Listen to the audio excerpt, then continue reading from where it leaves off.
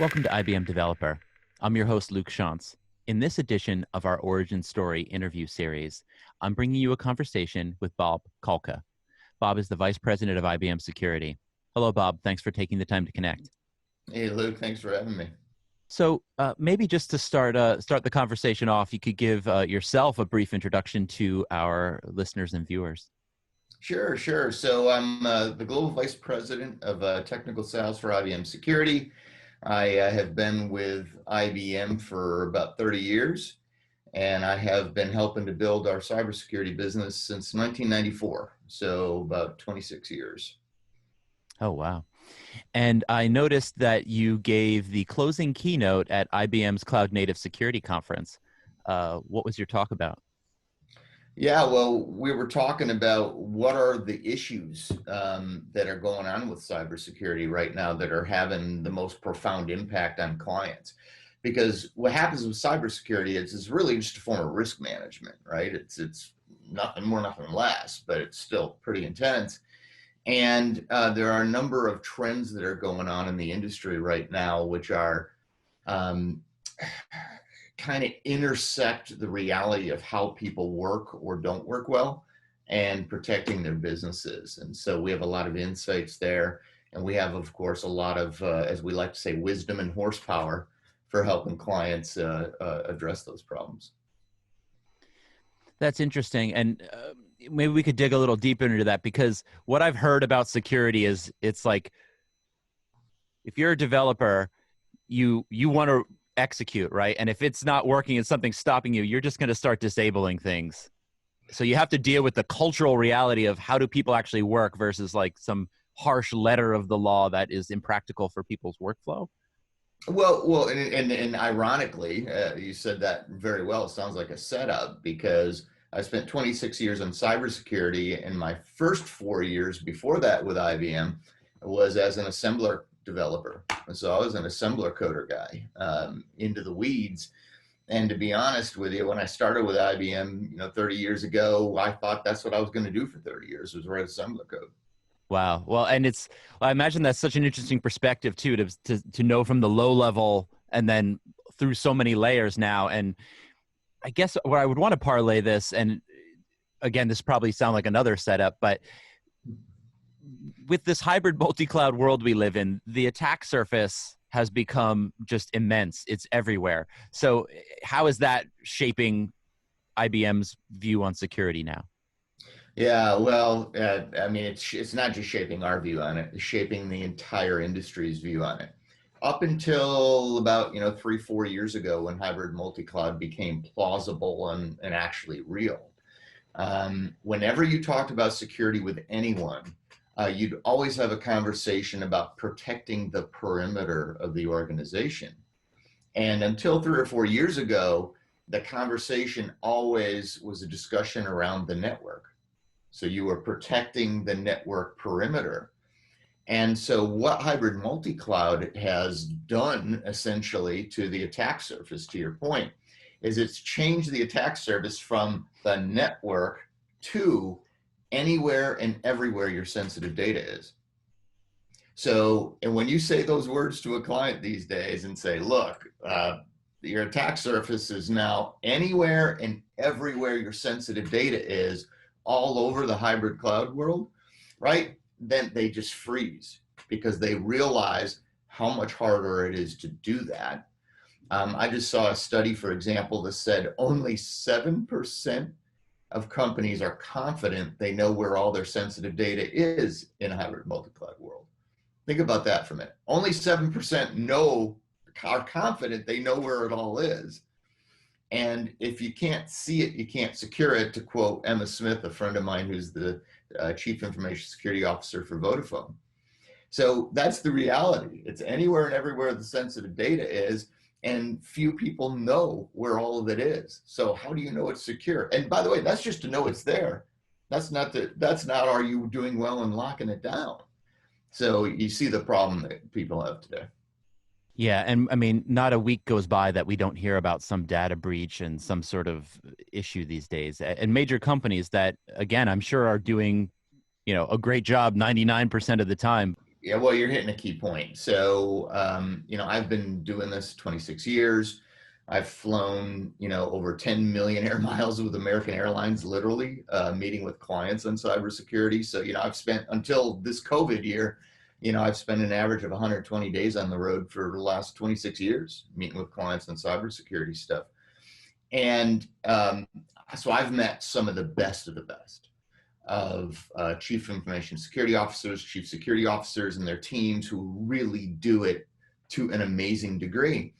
And I'm not going to mention names for obvious reasons here, but probably the one that I would say is the one that I've been blown away by the most in terms of their discipline, the depth of their program, the insight that they have into the problems they have.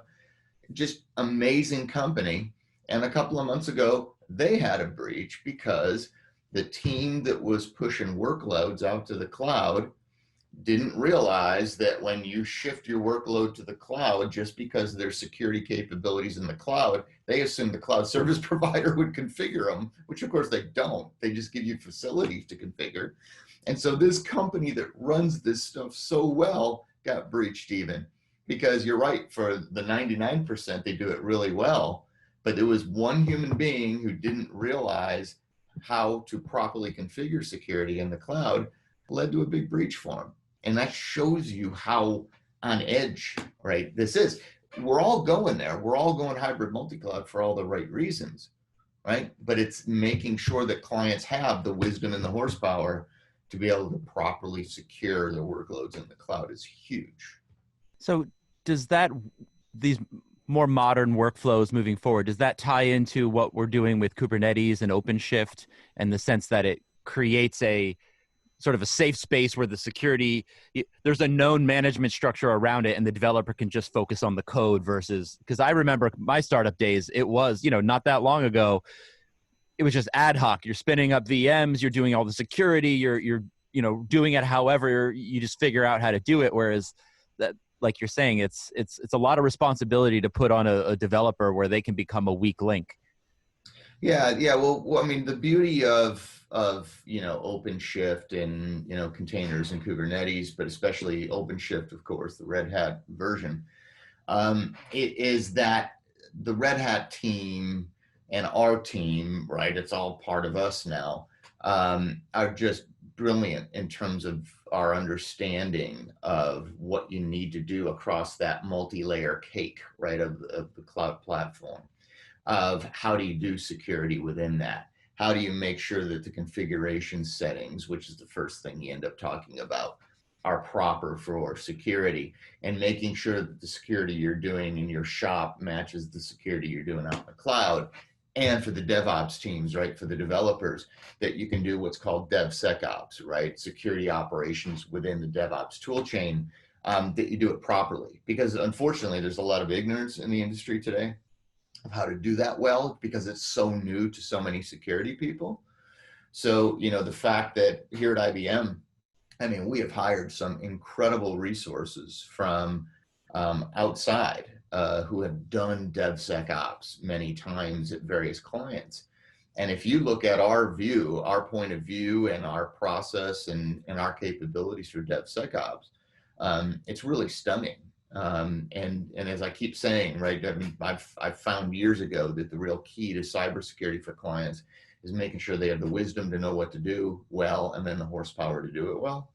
And that's one of the reasons that we're so uniquely well positioned, is that we bring them both.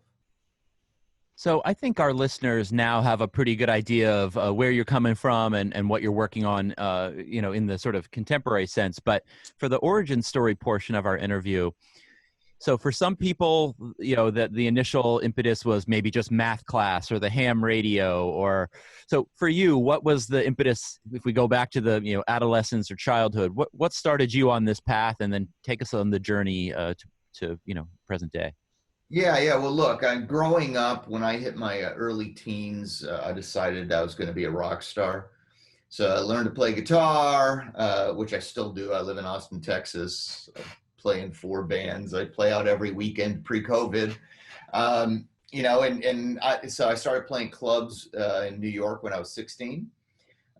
Did it all the time, said, boy, this is fun. But sometime around 16 or 17, I realized that you don't make a whole lot of money being a musician.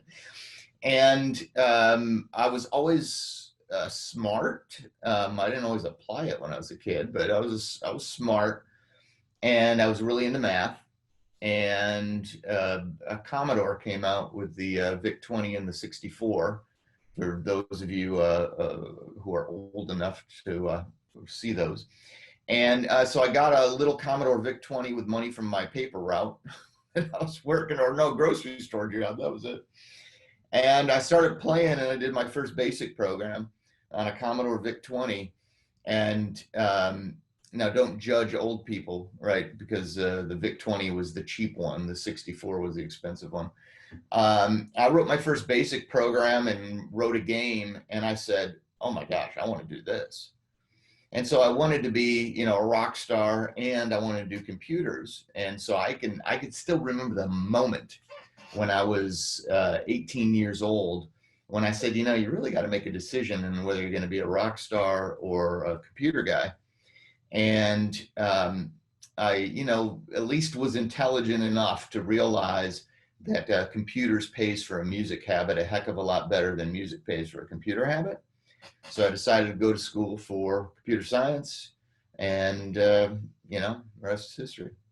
Well, I think you probably made the right choice, because and I've struggled with the similar struggles in my own life, where it's like, and sometimes you make that choice. Like I was actually, I'll probably cut this part out of the interview, but just to mention, my family manufactured entertainment lighting growing up. So my father, yes. So my father, his family actually, his like great uncle made Skinner boxes for, and so my father learned electronics there. And then my father, loved lighting and music and stuff. So he started making lighting control boards. And they, through the 80s, right before it went DMX, they had like a big AMX business. Him and his partner ended up having the falling out right around the switch to DMX. But they were doing like Bruce Springsteen and Whitney Houston and Asia and like these big touring rigs and stuff. So I got to like witness all of this. Then later he became wholesale entertainment lighting salesman. And that's where I got my start doing fax marketing for his business as like a teenager. So I was using like WinFax Pro and like. Oh, I remember that. Well, and so what's wild about that, right, is I'm I go to every concert that I can. And one of my big thrills, I'm a huge Rush fan. And when the DVD came out of the documentary about their final tour, I happened to be in Toronto for work the day that they had the world premiere of it. And I not only got to meet Geddy Lee's mom there, which was cute, but also Howard Underleiter, who was basically the light guy and the show guy for Rush for like 30 years. And he's iconic in that industry. And so I got to talk to him for a while, and that was a real joy. That is neat. So the culmination of that for me is I ended up going to film school and then working on media for stage, though. So I did a lot of small, operas and Fringe Fest. But then my peak of this was I did 5 years for Blue Man Group, where I was like the head visual effects and animator. So are you serious? Yeah. Oh my gosh, I'm just the biggest fan of Blue Man. I've seen it probably a dozen times, and it's so creative. It's so fun. It's so dramatic, even when you've seen it. I take clients to see it in Vegas when we're out in Vegas. It's just brilliant. When it was at the Monte Carlo, that's the one I worked on in Vegas, because it's been at several places, but I worked on the Monte Carlo one. And, it was fun till it wasn't, because it was very creative at first, but you were sort of really locked into the one aesthetic. So after 5 years, it was like, okay, it was time to move on. And that's when I went into tech, because, animation, visual effects, and that industry, it's very competitive. A lot of it gets offshored, and you're hustling. You're never building. So it was like moving in. I did a startup, which was also hard, but through that startup, I was using SoftLayer. And then SoftLayer recruited me after the startup failed, right at the time IBM acquisition happened. So it was like this really interesting segue. And tech has been, now I'm able to combine the media and the technology. That's beautiful. So ironically, my oldest daughter, who interned with us twice and now works full-time in tech at Big Fix out in Emeryville, California, she went through the same thing I went through, which is she was super smart, really into music, incredible drummer. And she went to SMU, Southern Methodist University, for a dual degree in music composition and computer science. And in her sophomore year, my wife and I were getting nervous because you could tell that she was really into the music and mildly into the computer science. And I'm like watching, my worst fears come true, that she would, choose the other way, even though we'd support her regardless of what she did. And it was about halfway through her sophomore year, it clicked for her like it did for me. And she realized, right, so she's working in tech, right, and doing music on the side. That's really heartening to hear, because I think too often people, especially I hear from students that I might be out mentoring or meeting at meetups, they get really worked up, like they have to make some big decision and it's very binary. But it's really refreshing to hear that you can live this life that is a balance, and you can feed these different aspects of your interest and creativity. Well, and I'm telling you what, I mean, I've been here, 30 years, as I said, and I am still learning stuff by applying creativity. I'll give you an example. So when I started working with clients on cyber, I was going at night after writing assembler code all day, and then moving into cybersecurity. I was going for an MBA at night. Over several years at Syracuse, because I was living in Endicott, New York at the time. And I started realizing that I was getting confused by the decisions clients were making on cybersecurity. It just didn't seem to make sense. And I wanted to figure it out. And I found a program within the MBA program at Syracuse on small group psychology. So I actually have a master's degree in small group psychology, whereas I have a computer science undergrad, which is a bizarre combination. But let's be clear, I use that small group psychology degree every single day, practically in every interaction I have with clients, right, on this stuff. Because what happens is, and this is kind of maybe as far off the reservation as I'll get with you here, but in individual psychology, it's a very basic fact, right? That was when you're around someone often who's always telling you what you're doing wrong, you naturally start to push back from that person, right? Like, you kind of creep me out, you make me feel bad all the time and stuff. Well, from a group psychology point of view, what is the cybersecurity team? They're the people telling you all the time what you're doing wrong. And so the same dynamic exists. And I've not only studied it for 4 years, but I still do research from time to time with Dr. Gary Gemmel, my professor from Syracuse, who's now retired, but still teaches from time to time.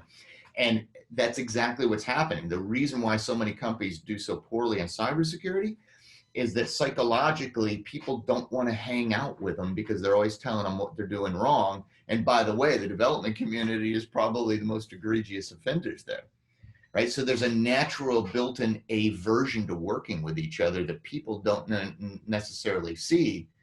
So when we bring our wisdom and horsepower to bear to help them do that, you're not only providing a technical solution, you're actually cutting through a almost universal group psychology issue.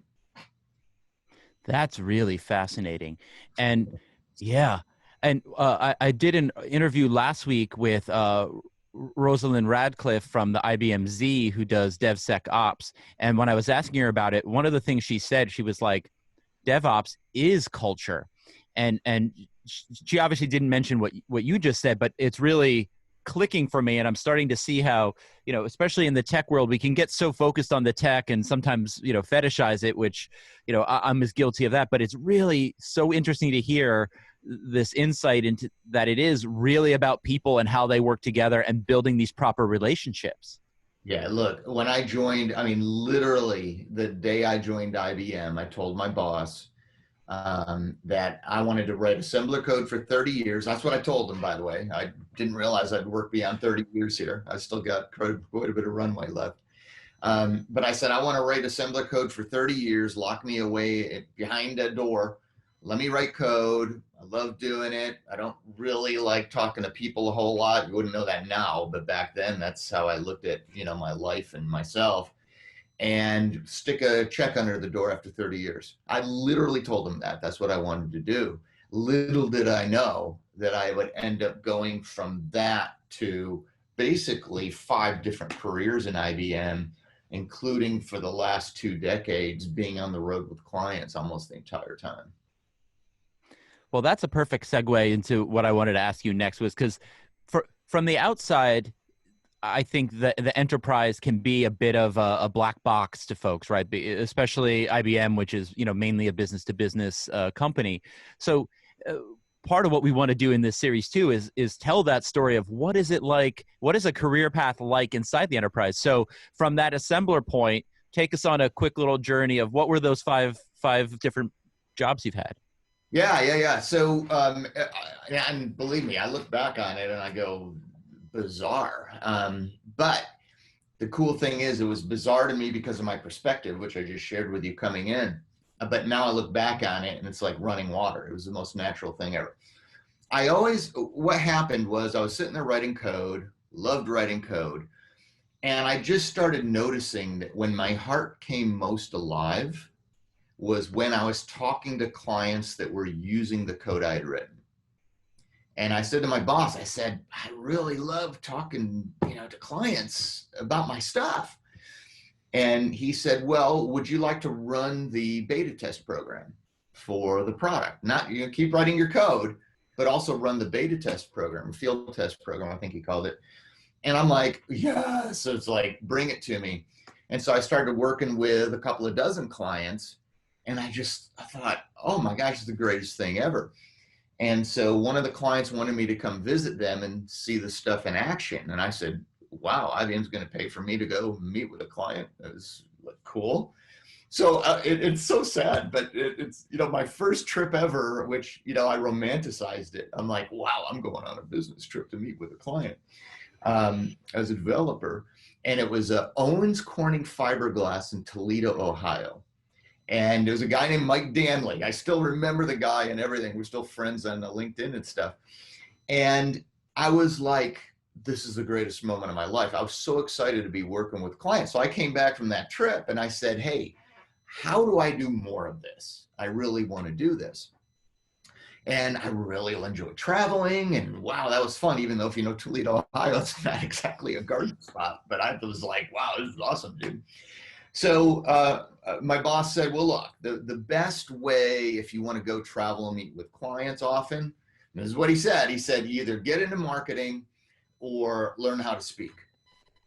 Because if you can speak, you can go anywhere. If you join marketing, you're going to go lots of places. So after 4 years of writing code, I went into marketing, into product marketing for a year.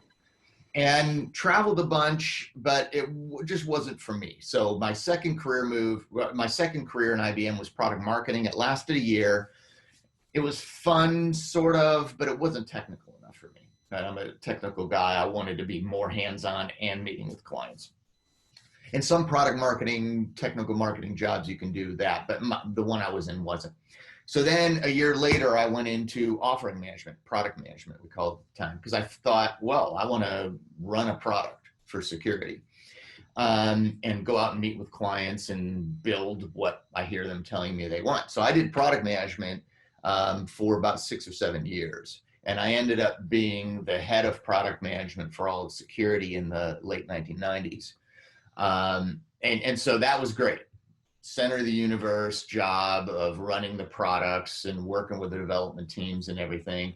So, and this is I hit the offering management job, product management job 6 years after I started. So I went assembler coder, product marketing for a year, and then offering management, fell in love with that. Did that for 6 or 7 years. I always kind of followed my passion into the career moves. The first one was I want to get out there with people more. But I want to do it in a technical way. That's what led to offering management. So the fourth career was I got tired of building products that didn't seem like the sellers could sell. So I was very frustrated that I thought we were building great products. The problem was it didn't seem like people were selling them that much. And of course, that's not a very good thing for a career. So I went to sales enablement for 6 or 7 years. I said, well, I want to own training the sellers on selling this stuff that we're producing. And I did that for 6 or 7 years and loved that. And that's when I traveled. I mean, I was on the road, 120, 150 days a year, and loved every minute of it.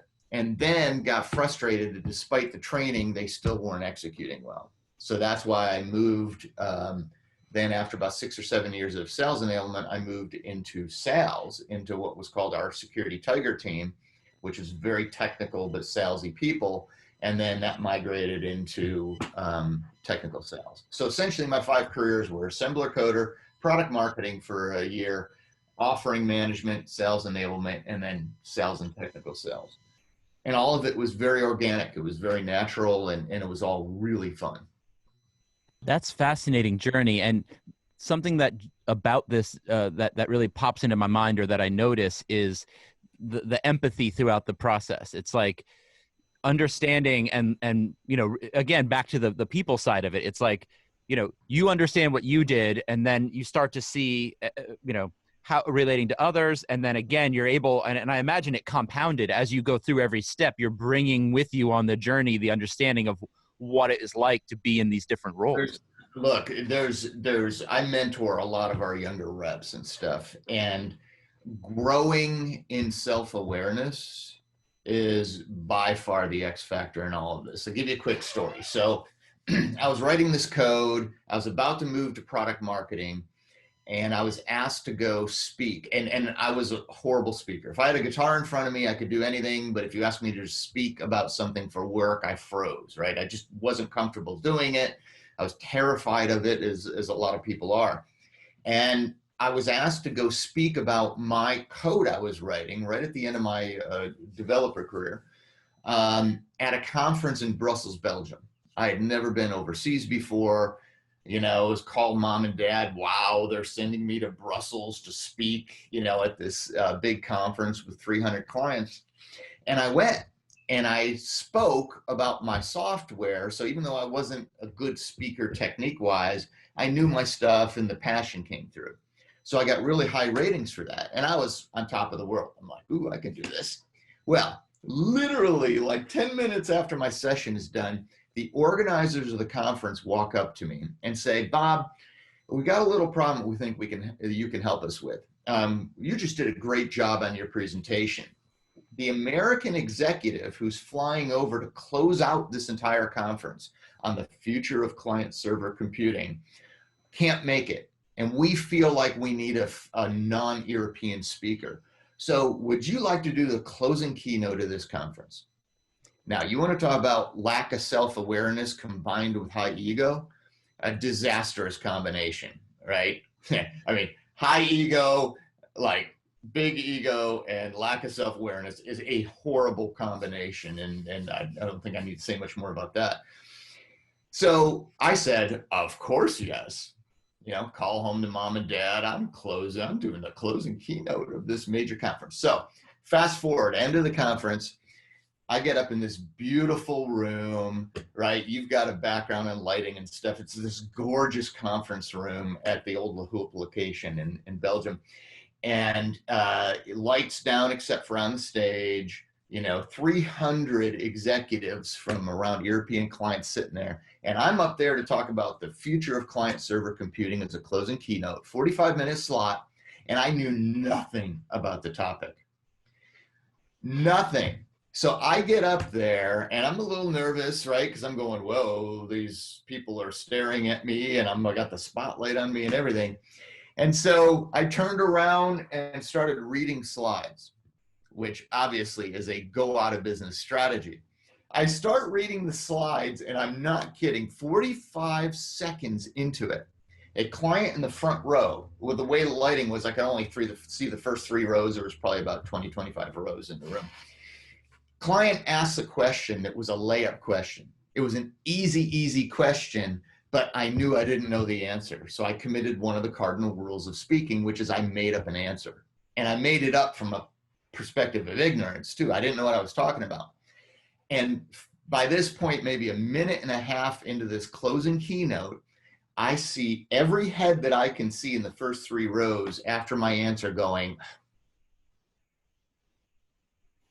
and I just froze because I realized I was bombing. As I like to say, I bombed in Brussels.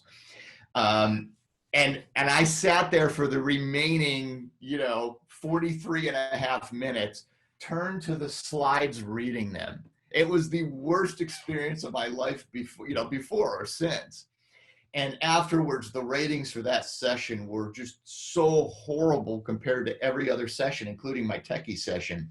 It was one of those seminal moments of either I'm never getting up to speak again for work, or I'm going to take this horrific experience and figure it out, right? And so I obviously chose the latter.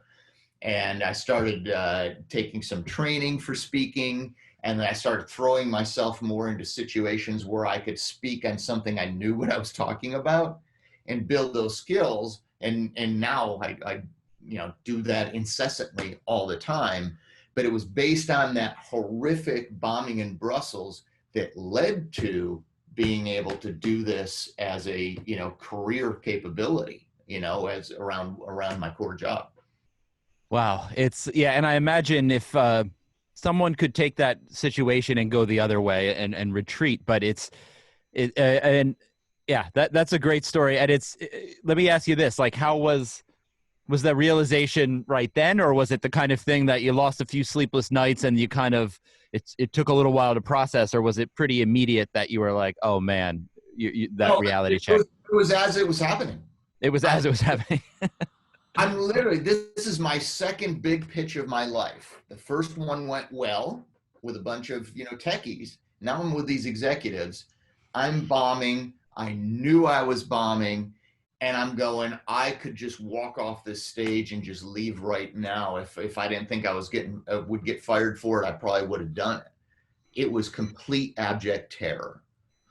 And so, but once again, right, it was like, nope, I'm going to learn from this, even though it's going to sting for a while. I can talk about it now and I just laugh at it now, but I'm telling you, man, years, right? I was like, nope, that fed a lot of what I did around learning to speak, because I was like, I'm never going to do that again.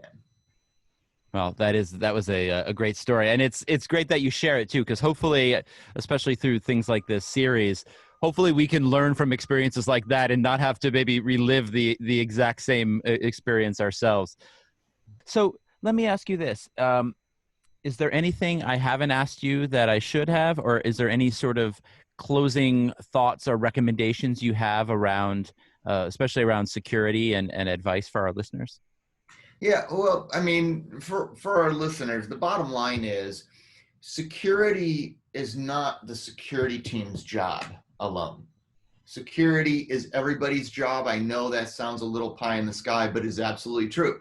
And the truth is, the customers who do cyber best, the development teams who do cyber best, are the ones who go, I may not be in the security function, but I realize that if just like I didn't know how to speak in Brussels, it is that if I don't know how to do security, right? If I don't know what DevSecOps is and what should be done as at least meets minimum inside my stuff, and we're breached, I can't just point the finger at the security team and say, you guys are a bunch of idiots, right?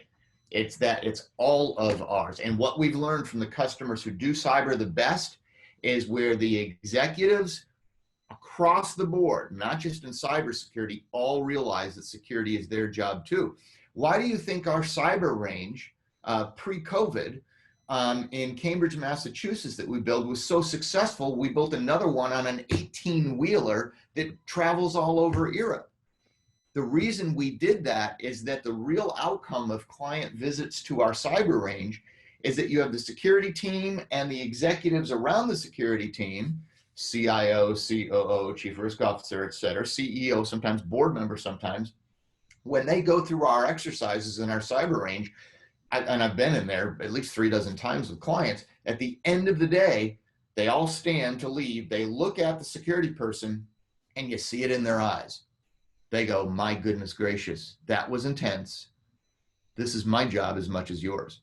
And they feel it, intrinsically they feel it. And that's a success, because then when they go back into their offices, then they don't just show up once a year for a security briefing and pretend they're paying attention and go, yeah, okay, we are collaborating. They actually work with each other. Their hearts are turned on.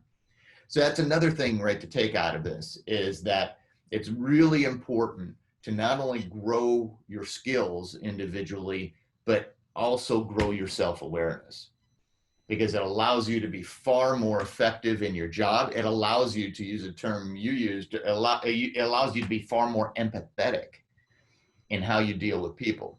And, you know, one of the cardinal rules of life is that if someone thinks you at least somewhat understand where they're coming from, they're going to be a lot more collaborative with you. Whereas if you're super smart and you've got high ambition and you're just like, you know, deep down, it's get out of my way, I'm coming through, folks, you know, you may be individually successful for a while, but over time it'll get stunted, because the continual career path comes from people who can combine strong technical skill combined with growing empathy for others, which you only get through growing self-awareness. That's really interesting, and it totally resonates with you know, these notions I've been hearing. I think there's a cliche. It's like, if you want to go fast, go alone. If you want to go far, go together. And Sure. yeah, and this is, I've heard too that, you know, while it's popular to think there's some sort of zero sum survival of the fittest, you know, evolutionary thing, the reality, the success of human beings and civilization really has been about our ability to collaborate and work together. Yeah, and as a word for anyone who's feeling a little pangs based on what you and I just said, that are going, wait a minute, what's wrong with being the smartest guy or gal in the room, right? You know, my first day, as I shared with you, my first day at work, you know, I said, let me write code for 30 years, put a check under the door after 30 years. But the other thing I said to my boss, just to show this dichotomy of bizarreness that I was when I started my career, was I also said, I was a band 4, I think, junior associate programmer. My other question was, how fast can I get to band 10? And my boss just looked at me like, dude, seriously, right? And when I didn't blink, he said, okay, I'll bite. Well, if you do really well and you're on the right projects and you have a whole lot of luck, then maybe 10 years. And I was so driven back then, I did it in 7. And you know, I was like super driven. But when I got to that point, right, very early in my career as a band 10, as a very young person, I realized that I did not have the skills to go beyond that, because beyond that, right, is in the executive ranks. And so I actually kind of stepped off the ladder for about a couple of years, because I realized that I was not self-aware enough to be successful at the next level. I probably could have got to the next level, but I knew I wasn't going to do well. Remember bombing in Brussels? That feeling was coming back, that I realized I was getting ahead of my interference in terms of my skills. So I stayed at that level for 10 years before I became a director. And I did it by choice, because I realized I wasn't yet prepared to be successful at the next level. So I did the work, both on my technical skills as well as on myself, to be prepared. So when it came, I was ready. You know, so you take that abject ambition and ego and stuff, and at some point you realize that that alone is not going to do it. You may get to where you want to go, but your chance of bombing increases considerably.